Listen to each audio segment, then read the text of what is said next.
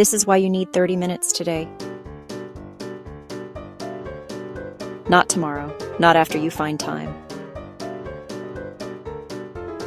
Seriously, your future self will thank you. 30 minutes of movement is basically a tiny miracle. Walk, dance, bike, chase your dog.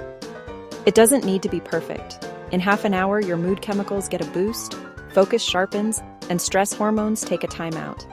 Your heart and muscles get stronger, your sleep improves, and your brain files memories better. Bonus. It's a proven happiness shortcut that costs 0 subscription fees. Start small.